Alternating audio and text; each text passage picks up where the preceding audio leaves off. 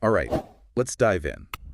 This time we're looking at something that hits everyone where it hurts grocery prices. Yeah, you sent in a whole mix of news and what people are saying online, all about President-elect Trump and what he's been saying about this very thing.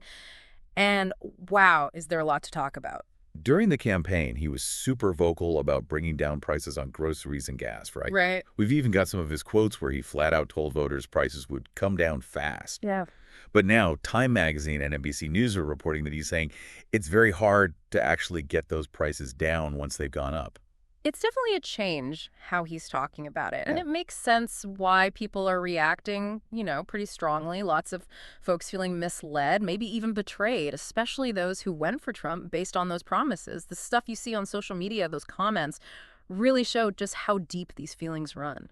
Yeah, some of the comments are intense. People are calling out Trump voters, calling them idiots, gullible sheep for believing what he said. There's a lot of anger and frustration just bubbling under the surface. There's also this broader feeling of disillusionment, not just with politicians, but with the whole process. You see comments saying America's going down the drain or the courts and media have failed. It's like people are losing faith in the system. It seems like worries about money are mixed up with this deeper unease about politics. So we see campaign talk bumping up against the real economy. And it's playing out in real ways. But let's step back for a sec. Why are prices going up in the first place? What's actually happening here? Well, a big one is inflation, right? It's basically how much prices increase over time. Remember back in 2022, that huge jump in inflation, partly because of all those supply chain issues from the pandemic. Oh, yeah, I remember those empty shelves in the grocery store. hmm But was that all because of just inflation? Or was there more going on? It was a bunch of things, really. The pandemic, it messed up global trade, manufacturing. That's where Yeah. the shortages and delays came from. Then when demand picked back up, boom, prices skyrocketed. Okay, so the pandemic was a big deal. But what about how the government responded? Didn't the Federal Reserve start raising interest rates to fight inflation? They did. The Fed, it's basically the U.S. central bank. They've been trying to cool things down by raising rates, makes borrowing money more expensive, which in theory should slow down spending. And if that happens, inflation eases up. But I've also heard that raising interest rates can kind of backfire and cause job losses. Is that a real worry? Absolutely. It's this tricky balancing act. Higher rates, they can curb inflation, but they can also hold back the economy and, yeah, lead to unemployment. One of the many tough things policymakers are dealing with right now. So there's no magic button to make inflation disappear. It's complicated, lots of moving parts. Exactly. And to make it even more complicated, some specific grocery items are being hit by specific events. Take eggs, for example. You remember those comments about avian flu? Oh yeah, people were saying it was really bad for the poultry industry. But did it really affect egg prices that much? Avian flu outbreaks, they forced farmers to kill millions of birds. And that really shrank the egg supply. When you have less supply but the same demand, prices go up. It's simple. So yeah, avian flu is a big reason why eggs cost more. So it's not just some faceless company jacking up prices for no reason. Real stuff is happening. But what about the argument that companies are just using inflation as an excuse to, make more money off the people? It's a fair point. There's always that temptation to blame corporate greed. But you got to remember, lots of things affect prices. Production costs, how much it costs to ship things, and, yeah, market forces. Right. So we've got inflation, disruptions from the pandemic, the Fed doing its thing, and even avian flu all pushing prices up at the checkout. Way more complicated than it seems at first glance. Totally. And we haven't even talked about what Trump wants to do with tariffs and immigration. He said those would lower prices. But a lot of economists, they're saying those policies would actually make things more expensive. And that reminds me of another interesting comment we got. Someone was comparing gas prices here to what they are in other countries. And it really makes you think about how much we're affected by global stuff, even something as simple as grocery shopping. It's true. The price of gas, for example, it's not just set by what happens here in the U.S. It's a global thing. And the price goes up and down based on a bunch of international factors, like how much demand there is worldwide or how much oil other countries are producing. So what happens on the other side of the planet can directly affect what we pay here at home. We're all connected. Exactly. And that interconnectedness, it goes for other things too, like how food is produced and traded. The price of wheat, for instance, can be affected by weird weather in Australia, political instability in some big grain-growing country, or even if people in another country suddenly decide they want to eat more bread. It's like this giant web linking everything together. That's a good way to put it. And understanding how connected everything is. It's key to understanding why prices can be all over the place. We're not just reacting to what's happening locally. It's this whole mix of global forces. Okay, so it's clear that our grocery bills aren't just about what's happening here in the U.S. But let's bring it back to politics for a minute. You said earlier that some of Trump's ideas, like tariffs, might actually make prices go up, not down. That's what some economists are predicting. Yeah, that's right. Tariffs, they're basically taxes on stuff we import from other countries. They can have a ripple effect, throughout the whole economy. So let's say there's a 25% tariff on tomatoes from overseas. The importer has to pay more for those tomatoes. Then that extra cost gets passed along to the distributor, then the store, and finally to us, the shoppers. So even though the idea behind tariffs is to help businesses here, they can end up hurting consumers. Exactly. And that same logic applies to a lot of other stuff we buy at the grocery store. When imported things get more expensive, it puts upward pressure on prices across the board. Now, Trump also made a big promise about cutting energy prices in half during his first hmm year. Was that even realistic given what we were just talking about, how global oil markets are? That was a really ambitious goal, to put it mildly. Like we said, the U.S. doesn't have total control over oil prices. Global demand, how much other countries are producing, even things like geopolitical stuff, conflicts, sanctions, all of that plays a role. So even if Trump had done everything he said he would in energy, it's unlikely he could have just slashed gas prices like that. Right. The global energy market is just too big and interconnected for any one country to control it like that. Well, this has been really interesting, but I gotta say, it's also kind of overwhelming. Knowing that my grocery bill is affected by things like bird flu and political tensions on the other side of the world, it makes you feel a little helpless. I get that. It can be a lot to take in, but I think there's also something empowering about knowing more. The more we understand how things work, the better choices we can make. Like that saying, knowledge is power. Exactly. And with knowledge comes the ability to make smarter decisions about how we spend our money, how we invest, and even how we participate in the political process. We can't control the global price of oil, but we can control how we respond to it. We can choose to use less energy, for example, or support policies that promote renewable energy sources. So instead of feeling overwhelmed, we can use this knowledge to actually do something to make things better. Exactly. And that brings us to another important part of this conversation, how the media and public discourse shape things. From the comments you sent in, we can see that more and more people, especially those who feel like their economic worries aren't being taken seriously, are distrusting traditional media outlets. Right. One comment even said that the media didn't do enough to check Trump's claims about the economy during the campaign. There's this feeling among some people that mainstream media is out of touch with what regular folks are going through, or that they have an agenda that's affecting their reporting. And now with social media and all these online news sources, people have way more options for getting their information. Absolutely. The internet has made it so much easier to access information, but it's also made the media landscape more fractured and often polarized. It's super easy to find stuff that confirms what we already believe while avoiding viewpoints that challenge us. So how do we navigate this information overload? How do we know what's true, especially when it comes to something as important as the economy? That's a question we could talk about for hours. And believe me, I'd be happy to. But just to keep things moving, here are a few key takeaways. Go for it. First, we got to be aware of our own biases. We all come at this with preconceived notions, ways of seeing the world that affect how we interpret information. Recognizing those biases is the first step to being more objective. So a little self-awareness goes a long way. Absolutely. Second, we need to be critical thinkers about information no matter where it comes from. Ask yourself, who's presenting this? What's their angle? What evidence are they giving? Don't just take things at face value. Do your own research. Exactly. And finally, be open to different perspectives. Look for information from sources that challenge your own views. Listen to people who have different experiences and opinions. It's through those conversations, those clashes of ideas, that we can get a more complete understanding of what's going on. It's not about finding the right answer. It's about being okay with the complexity and having thoughtful conversations. Exactly. And this isn't just about economics. These skills, critical thinking, media literacy, open-mindedness, they're essential for navigating life in general, especially in our increasingly complex world. It sounds like you're advocating for a more informed and engaged citizenry. I think that's vital for a healthy democracy. When we're informed, we have power. We can make better decisions for ourselves, our communities, and our country. Well said. But before we get too philosophical, let's not forget that one colorful comment we got.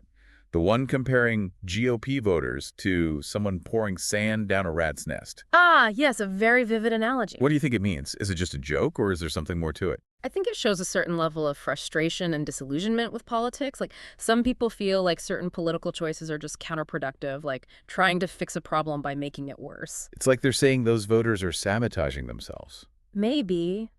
Or maybe it's a more subtle critique. A suggestion that those voters are choosing short-term gains over long-term solutions? It definitely got people talking in the comments. And that's a good thing. These kinds of conversations, even when they get heated or uncomfortable, are essential for a functioning democracy. We need to be able to talk about our differences, challenge each other's views, and ultimately find solutions that work for everyone. Well, I think we've covered a lot of ground here. From the global stuff that affects our grocery bills to how the media and public discourse shape our understanding of these issues. We've explored the complexities of economics, the nuances of political talk, and even how humor can help us deal with tough realities. It's been quite a ride. It has, and we're not done yet. You're right. We still have that fascinating comment about those crazy high gas prices in the UK to unpack. Stick around as we delve deeper into the global perspective on all of this. Picking up where we left off, we were talking about all those global forces that affect something as basic as grocery prices. Yeah, it's wild, isn't it? We tend to think about our weekly shopping as this, personal thing. But there are so many things going on in the world that affect what we end up paying. Exactly. Like that comment we got about gas prices in the UK over $7 a gallon. Oof, that's rough. Yeah, really makes you think. It does. A stark reminder that what might seem crazy expensive here is just normal somewhere else. Oh, It all comes down to standards of living, what Yeah. people can afford to buy, and just the overall cost of living in different parts of the world. So context is key. Absolutely. And when it comes to energy prices, we can't ignore the global market. Even if the U.S. pumped way more oil, it wouldn't necessarily mean cheaper gas for Americans. Oh, why not? I always thought making more oil here would automatically make prices drop. It's more complicated than that, unfortunately. Gasoline, it's traded globally. So supply and demand all over the world affect prices everywhere. Think of it this way. If China or India suddenly need a lot more oil, that'll push prices up globally no matter how much oil the U.S. is producing. So we're all connected, even if we don't always realize it. Something happening on the other side of the world can hit us right here in our wallets. That's exactly it. And it's not just oil, it's food, too. The price of wheat, for example. It can be influenced by, droughts in Australia, political problems in some big wheat-growing country, or even if people in another country start eating more bread. It's like a giant invisible web. Good analogy. And to understand why prices can jump around so much, you gotta understand how connected everything is. We're not just reacting to local stuff, we're reacting to all these global forces. Okay, so it's clear that our grocery bills are affected by way more than just what's happening in the U.S. But let's bring it back to politics for a sec. Earlier, you mentioned that some of the things Trump wants to do, like tariffs, might actually raise prices, not lower them. At least that's what some economists are saying. Great. Tariffs, which are basically taxes on things we import, they can create a domino effect across the economy. So let's say we slap a 25% tariff on tomatoes from another country. That means the importer has to pay more for those tomatoes. Then they pass that cost on to the distributor, the store, and eventually it lands on us, the consumers. So even though tariffs are supposed to help American businesses, they can end up hurting American shoppers. Precisely. And that goes for a lot of things we buy at the grocery store. When imports get more expensive, it just pushes prices up across the board. Now, Trump also made a big deal about cutting energy prices in half during his first year. Was that even remotely possible given how global oil markets are? That was a bold promise. Like we've discussed, the U.S. doesn't get to decide oil prices on its own. Global demand, what other oil-producing countries are doing, even things like geopolitical events, conflicts, sanctions, they all matter. So even if Trump had done everything he said he would on energy, he probably couldn't have just cut gas prices in half like that. Right. The global energy market is just too big and too interconnected for one country to have that kind of control. This has been really eye-opening, but honestly, it's also a little discouraging. Knowing that things like bird flu and political instability halfway across the world can affect my grocery bill, it makes you feel kind of powerless. I hear it can be overwhelming to think about all the factors at play, but I think knowledge can also be empowering. The more we understand, the better decisions we can make. It's like that saying, knowledge is power. Absolutely. And With knowledge, we can make smarter choices about our spending, our investments, and even how we participate in politics. We might not control the global price of oil, but we can control how we respond to it. We can choose to use less energy, support policies that encourage renewable energy sources, things like that. So instead of just feeling helpless, we can use this knowledge to actually do something positive. Exactly. And that brings us to another important piece of this conversation, the media and public discourse.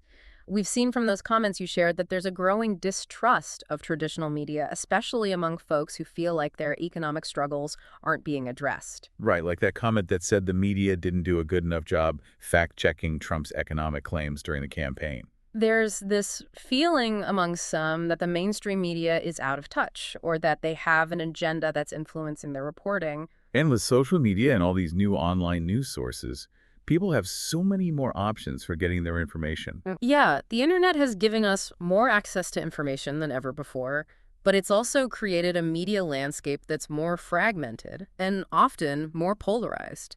It's easier than ever to find information that supports what we already believe while ignoring viewpoints that challenge us. So how do we navigate this crazy, contradictory world of information? How do we tell what's true, especially when it comes to something as important as the economy? That's the million-dollar question. Okay, I'll give you a few key things to think about. I'm all ears. First, be aware of your own biases. We all have preconceived notions, ways of seeing the world that color how we understand information. Recognizing those biases is the first step toward being more objective. So self-awareness is key. Absolutely. Second, be a critical consumer of information no matter where it's coming from. Ask yourself who's presenting this. What are their motivations? What evidence are they using? Don't just believe everything you read. Do your own digging. Exactly. And finally, be open to different perspectives. Look for information that challenges your own views. Listen to people who have different experiences and opinions. It's through those conversations, those clashes of ideas, that we can get a more complete understanding of what's really going on. So it's not about finding the right answer. It's about being comfortable with complexity and being open to different viewpoints. Precisely. And these skills, critical thinking, understanding the media, being open-minded, they're not just about economics. They're important for life in general, especially in our world that just keeps getting more complex. It sounds like you're advocating for a more informed and engaged public. I think that's crucial for a healthy democracy. When we're informed, we're empowered. We can make better decisions for ourselves, our communities, and our country. Well said. But before we get too carried away with big ideas, let's remember that one comment we got. The one comparing GOP voters to someone pouring sand down a rat's nest. Yeah, pretty vivid image. What's your take on that? Is it just a joke, or is there something deeper going on? I think it speaks to a certain level of frustration and disillusionment with the political process. It suggests that some people feel like certain political choices are just inherently counterproductive, like they're trying to fix something, but they're just making it worse. It's like they're saying those voters are shooting themselves in the foot. Maybe. Or it could be a more nuanced critique. Maybe it's suggesting that those voters are choosing short-term gains over long-term solutions. It definitely got people talking in the comments. And that's a good thing.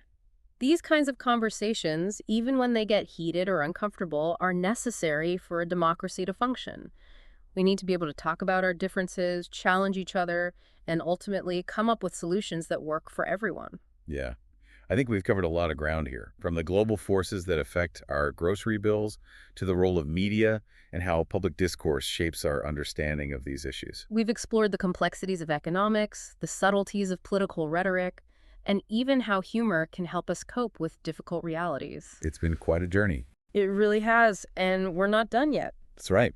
We still have that comment about those sky-high gas prices in the UK to unpack. Stick with us as we dive deeper into the global perspective on all of this.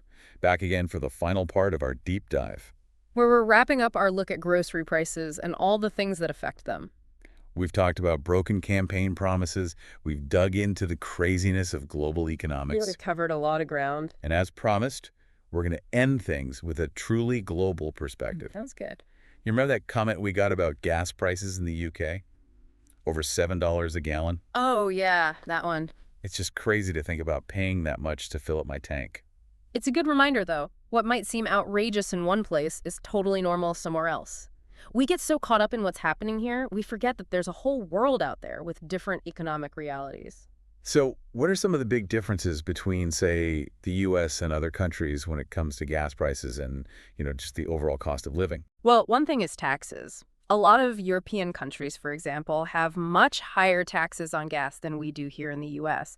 They say it's to encourage people to drive less and use public transportation more, but obviously it also means people pay more at the pump. So part of that $7 a gallon in the UK is going straight to the government. Right. And then there are subsidies. Some countries subsidize fuel prices to keep them artificially low for various reasons, social, political.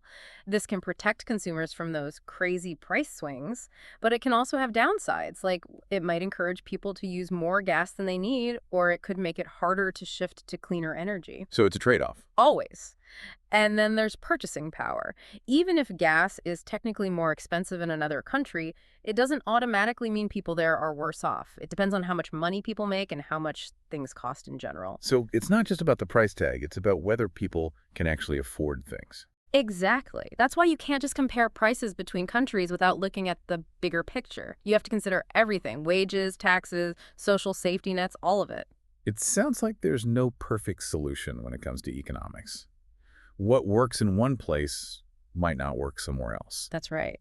And even within one country, different policies can affect different groups of people in very different ways. So it's all about finding the right approach, the one that works best for that specific society. That's the goal. And that's why it's so important to have these conversations. We need to talk openly and honestly about the pros and cons of different policies. We need to think about the long-term consequences, not just what happens right away. It sounds like you're advocating for a more thoughtful, more informed approach to economic policy. I think that's essential. We need to move past those simplistic solutions and sound bites and really dig into the complexity of these issues. And that starts with education, with helping people understand how economics works. So we need more people who can speak the language of economics. More importantly, we need people who can think critically about economics. People who can see through the spin and make decisions based on facts and logic. Well, I think this deep dive has been a good step in that direction. We've looked at the things that affect grocery prices from all sides: political, economic, global, even psychological. It's been a pretty comprehensive look. We've seen how our individual choices are tied to these big, complex systems, how things happening here are connected to what's going on globally, and how something as simple as going to the grocery store can raise some really big Yeah, questions. it's all connected. It's been a wild ride, It has. And I hope our listeners are leaving with a better understanding of just how complex the world is, and maybe even feeling a little more empowered. because as we've said a few times now, knowledge is power. Couldn't agree more. The more we understand the forces at play, the better we'll be able to navigate them and build a future that's fairer and more sustainable. Couldn't have said it better myself. Thanks for joining us on this deep dive, everyone. And remember, keep asking those questions.